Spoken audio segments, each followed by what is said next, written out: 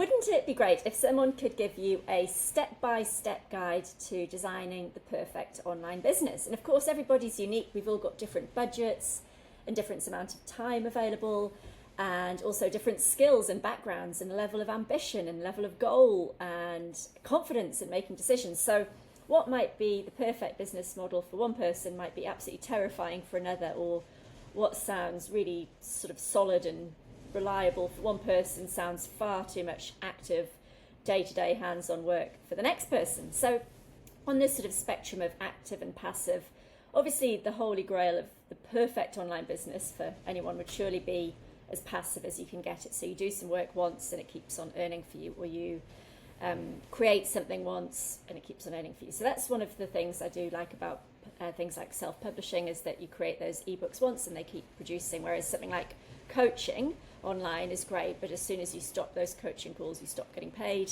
or you can only reach one person or one group an hour. You know, there's different models within coaching. But one of the things is actually to decide how passive or active you want to be on that spectrum. And there's a whole bunch of things right in the middle where you do some work, but recurring revenue is obviously a really nice thing to have.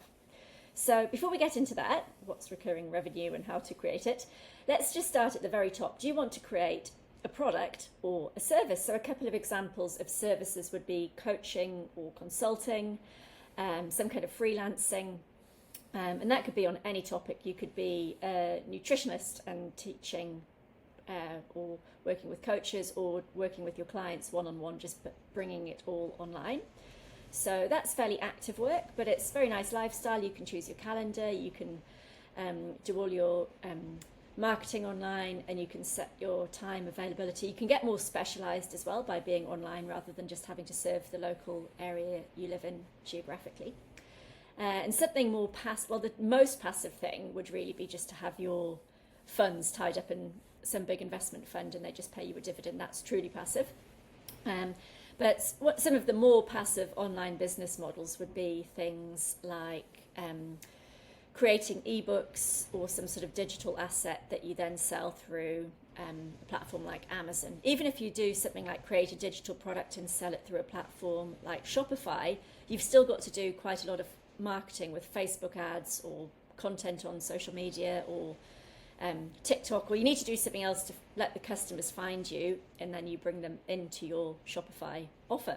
So anything where you're doing paid ads gets both sort of expensive in the cost of running them, but also you need to create the content and you need to manage the stats and the metrics around how your campaigns are running and always be coming up with new content. So that's not super passive.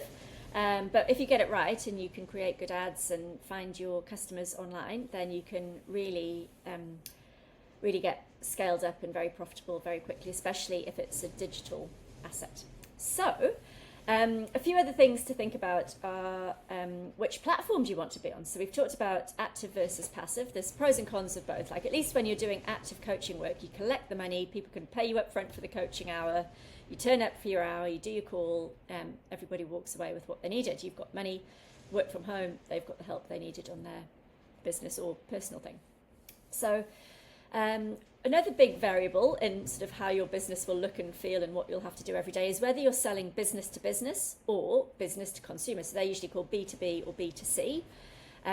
Selling to another business owner is sometimes really good because you get quite specialized, you understand what kind of help that business owner or person within that business needs, and those businesses can be the same all around the world. So say you do social media marketing for hairdressers, you could have the same sort of package of help, but you could have hundreds of different hairdressers all in different towns and cities all around the world, but you would use the same formula. And if it's working, they'll keep you on a retainer or whatever for a very long time, and you can really scale up your business that way and just get really good at one thing and do it consistently and have lots and lots of business clients.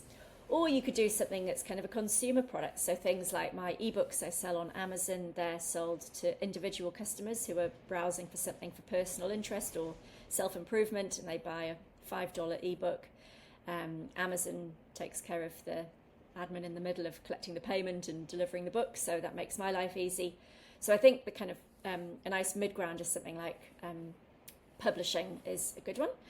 I'm not pushing publishing, by the way. I just was thinking of an example I can talk about. Whereas something a little bit more complex would be selling physical products on Amazon or Shopify, where you've got to actually manage the inventory and storage and quality issues and staying in stock, so all the cash flow around shipments and paying suppliers up front for physical products to be made. So there's a real sort of length on the scale of going from very, very simple to very, very complex. So I'm seeing a lot of adverts at the moment in my feed for things like PDF farming. Create a PDF on how to do potty training in 3 days and make $100,000 a month.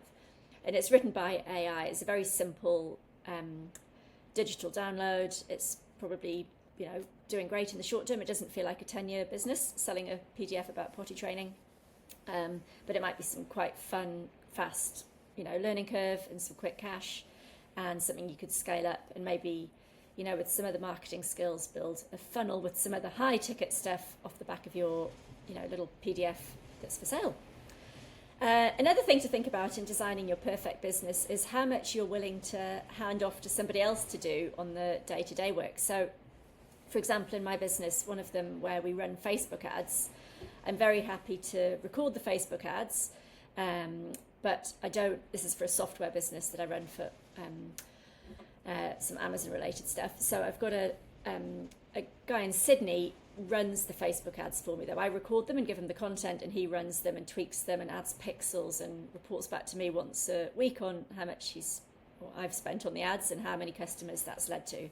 So I'm very happy to outsource that, not because of any issue other than it's time I don't enjoy spending running ads and I'm not that good at it, and he does it all day every day. He's got lots of clients, and so I'm really happy to outsource the management of my paid ads. And in my coaching business, every month, say, I'll do one session, and then on the other weekly calls, there's other guest speakers or other really, really good coaches, far better at coaching on different topics than I am, that help my clients with different areas of the business. So I do like to build a team, and I don't feel lonely on my own. I just feel like I'm being really inefficient with my time if I'm doing everything myself in a business. If you're doing all the admin, all the marketing, all the fronting it, all the content creation could be recording a webinar, or it could be writing a book, or it could be using AI to produce a download.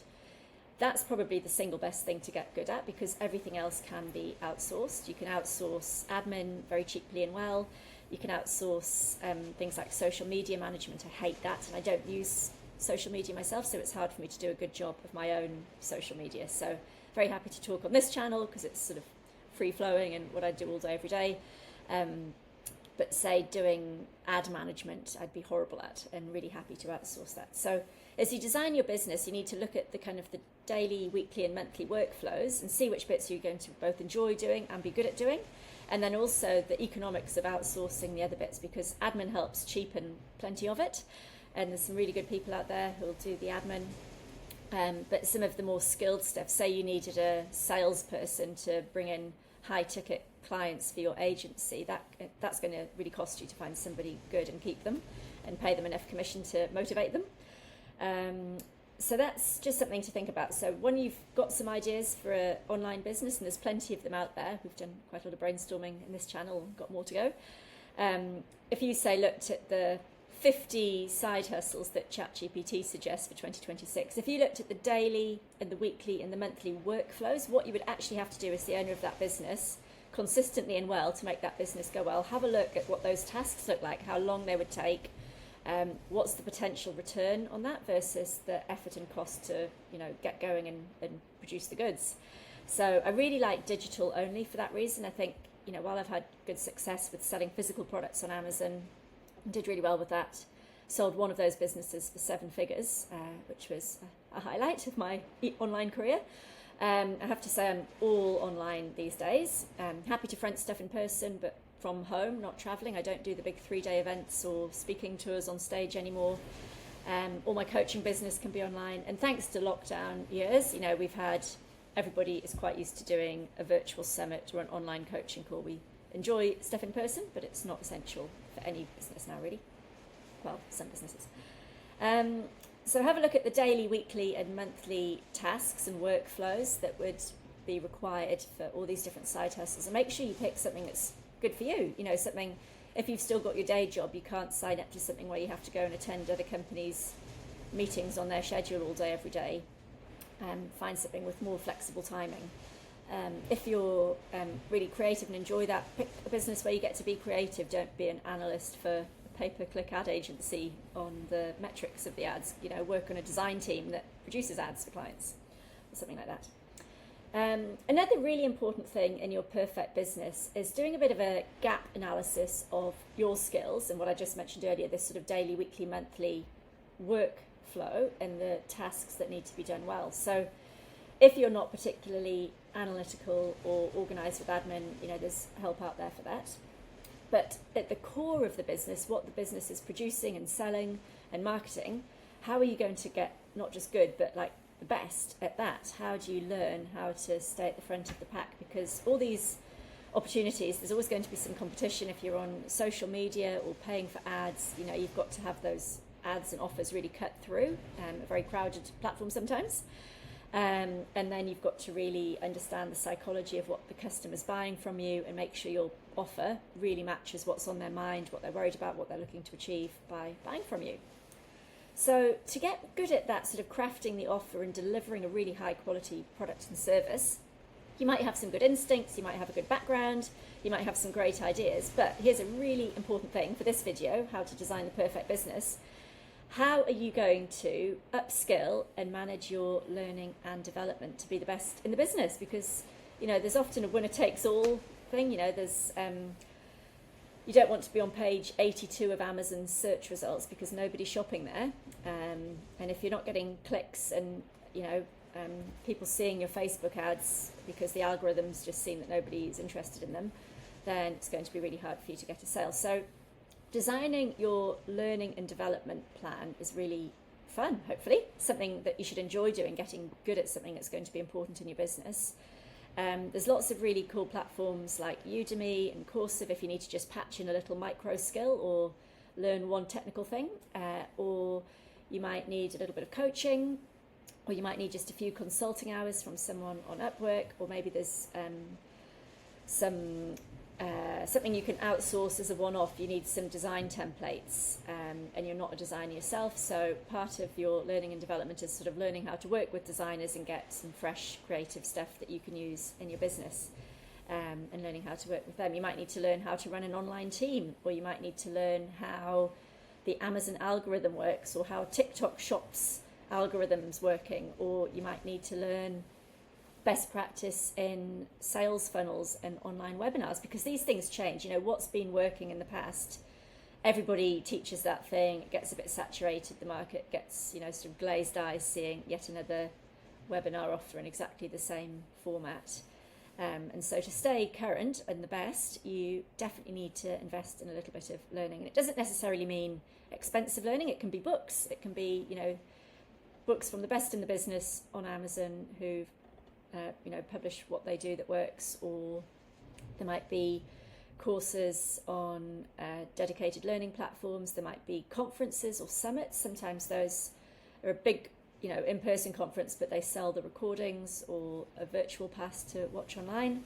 And sometimes there's newsletters that you should sign up to. So by watching the sort of the top social media accounts, getting onto LinkedIn, following the top books on the subject, and then also who your main competition is and really watching what they're doing well, study and learn from what's working. So definitely don't underestimate the ongoing learning and upskilling and just market research that you'll have to do once you've launched and gone live with your offer.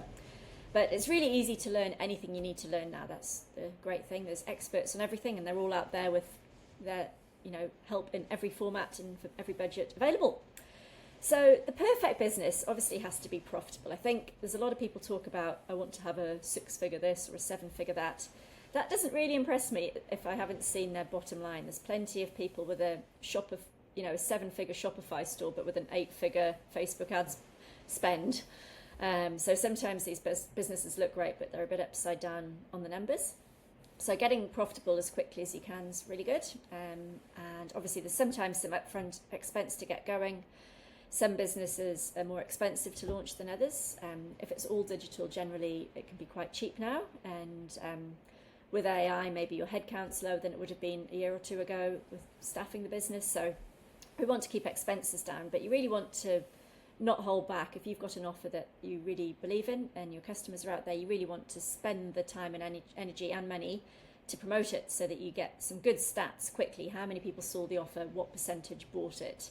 What feedback do they have? So you can iterate and improve it. If you go too slowly or wait for it to be too perfect, it might never happen. We don't want to be sitting talking at, family events years later. I had this great $1 million business idea, but never actually did it. Someone else did it and I saw them succeed.